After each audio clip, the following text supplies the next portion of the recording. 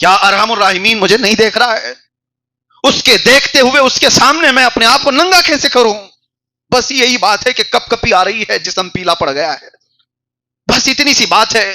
جس وقت وہ ارحم الراحمین تھوڑی آنکھیں بند کر لے میں تیرے ساتھ کام کروں. کبھی یہ ممکن ہے؟ وہ نوجوان گھبرا گیا. اس عورت کی آواز میں اتنا اثر تھا. اس نے کہا تو مسلسل کئی دنوں سے بھوکی رہ کر کے اللہ سے اتنا ڈر رہی ہے، میرے پاس تو بے حساب مال ہے، روز میں یہ کام کر کے بھی نہیں ڈر رہا تھا. میرا دل کتنا سخت ہو گیا.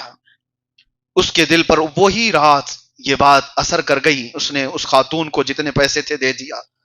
کہا میں توبہ کرتا ہوں، اس کے بعد سے اپنی راتیں کبھی رنگین نہیں کروں گا. اس کا ایک معمول تھا، وہ اپنی ڈائری رکھا ہوا تھا. لوگ ڈائری بنانے کی عادت رکھتے ہیں، روز کیا کیا ہوا سب لکھ دیتے ہیں.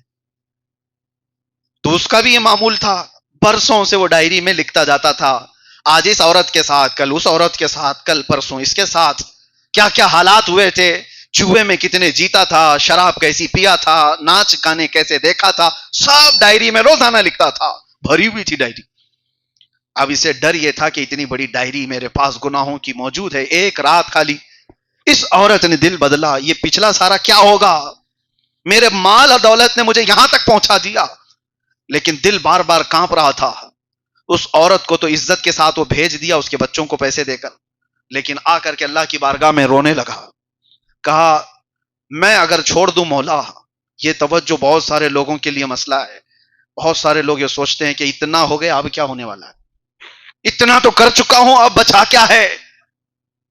ان لوگوں کے لیے ہے، چاہے تمہاری جان یہاں تک پہنچ جائے تب بھی نا امید نہ ہو. وہ مرد اللہ کی بارگاہ میں کہتا ہے اتنا سب ہو گیا مولا، اب میں توبہ کروں تو کیا میں معاف کیے جانے کے قابل ہوں؟ کتنی عورتوں کو رنگین کیا، کتنا مال میں نے کہاں کہاں بہایا ہے، یہ سب کیا ہوگا؟ اور اس نے سوچا اٹھا کے توبہ کر لیتے ہیں. توبہ کرنے کے بعد وہ ڈائری کو جلانے کے نیت سے گیا. جتنے گناہ کر کے وہ روزانہ لکھا ہوا تھا اس ڈائری کو ختم کر کے نئی ڈائری لکھتے ہیں. یہی حیرت کی بات ہے جو مجھے چھو لیتی ہے بات. وہ جوان وہ ڈائری اٹھا کر کے لاتا ہے تو دیکھتا اس کے پورے پنے بالکل سفید ہیں، کہیں کچھ لکھا ہوا نہیں ہے، کہیں کچھ نہیں ہے.